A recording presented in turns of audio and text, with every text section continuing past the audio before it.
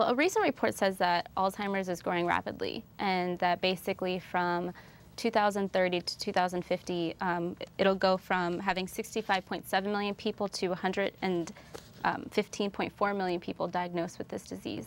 Giovanni, can you tell me Sure. what does that mean for us? Well, I think one thing that's maybe missing there is the fact that life expectancy continues to increase. Population continues to increase, and again, life expectancy is increasing. So I think a lot of those numbers that you have there are being driven by these factors. And while the increase in life expectancy is certainly something we desire as a society, I think less focus is placed on the quality of that life. So while people may be living longer lives, I think because people are still at risk for things like Alzheimer's, and because there's still so many unknown questions with respect to Alzheimer's and other dementias, it's then putting a lot of these folks at risk for acquiring these diseases and these impairments. I think one point to be made, and this is often made with other diseases like cardiovascular disease, lung cancer. The more that you do earlier in life, the more that you can do to prevent yourself from acquiring these diseases. Just like smoking can put you at risk for lung cancer, and just like having a poor diet can put you at risk for cardiovascular disease, not living a lifestyle in which you're not cognitively challenging yourself, be it through your occupation or be it through leisure activities, it puts you at risk for suffering some sort of cognitive impairment later in life. In fact, there's research that's found that engaging in cognitive activities like crossword puzzles and exercising 3 times a week in your 30s is predictive of the likelihood of you suffering from some form of cognitive impairment 20 to even 30 years later. So it really speaks to this sort of lifestyle change that people need to embrace early in life and not begin to think about when they're already 60 or 65. What are the financial impacts that this disease has upon families? Well, based on the numbers and what you had mentioned, and Giovanni as well, that Alzheimer's could literally bankrupt Medicare in 25 years. And we've been talking about this on advocacy levels over and over, and everybody knows about the budget cuts that we've had this past year. And the types of research funding that Alzheimer's receives is very much lower than what other diseases receive. And this disease is only going to horrendously increase just because of the sheer numbers of our population. Now, has it been hard financially for you with your It has been difficult. It most likely will get harder. We're just now starting to look for a care center for my father, and just recently decided in the last week for him. So it's been difficult, but we'll see how it gets. I'm sure it'll get harder. Now, I know there isn't a cure for this disease, but are there any medication or anything that a patient the doctor prescribed Aricept. I couldn't tell you if it works or not, as we've seen the rapid decline in the last 6-7 months. Trazodone has worked wonders. It helps him sleep, and when that doesn't work, we actually go the natural way and use passion fruit tea. It relaxes him, it calms him down, and it helps him sleep. Okay. There are many different medications, but they're really just to slow the progression of the disease. Okay.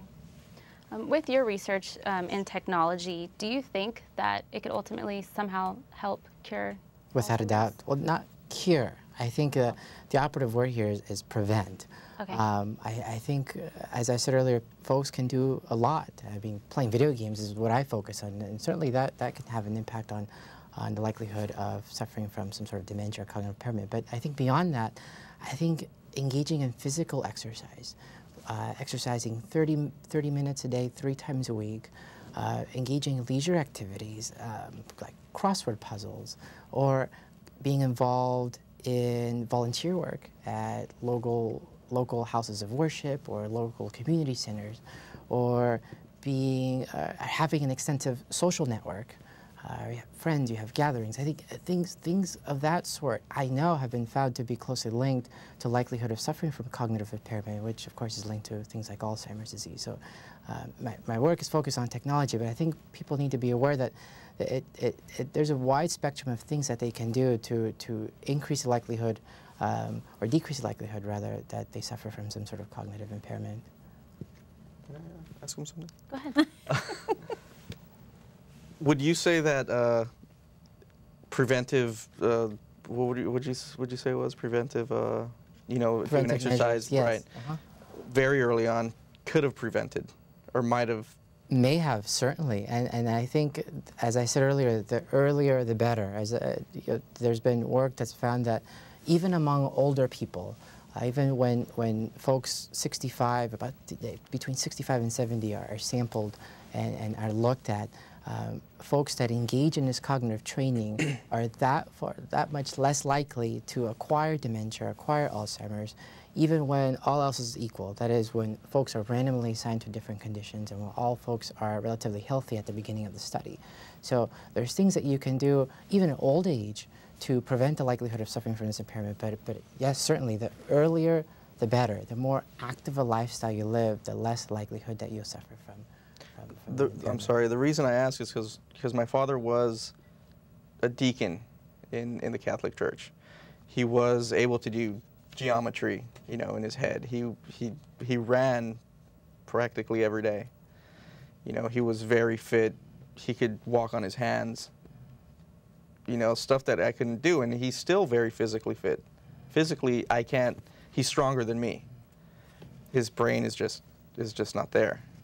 That's why, you know, maybe it speaks to some sort of genetic factor that may be underlying the rise of the disease. I mean, certainly there are individual differences. That is that, you know, not everybody will benefit equally from partaking in these activities. There certainly will be differences between people, and we know that there's some sort of genetic basis for the disease as well.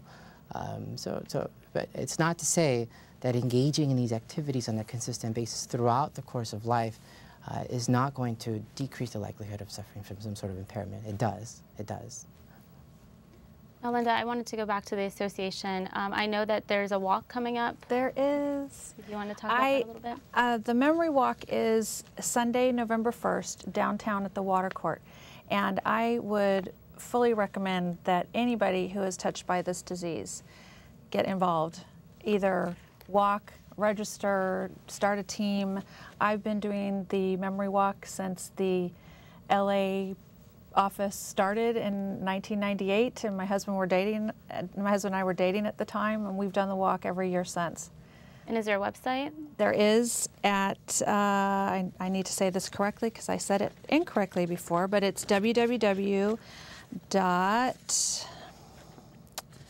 Okay, here we go. Oh, alzla.org/MW. Okay, great. Well, this is all we have time for, but I want to thank you guys for coming. Thank you, viewers, for watching. I'm Tiaira Nowlin, and this is On Point.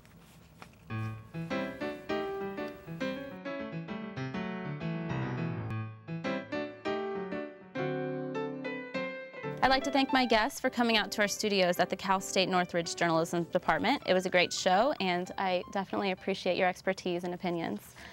On Point airs on the city-owned public access station, that's Channel 36, usually in the late afternoons on Sundays. It's in the same hour as Valley View News, CSUN's half-hour weekly news show, also produced by our advanced broadcast news students. You can check out the schedule on la36.org. That's la36.org. Also, On Point is posted on YouTube. Search for CSUN, On Point, and look for my name, Tiaira Nowlin.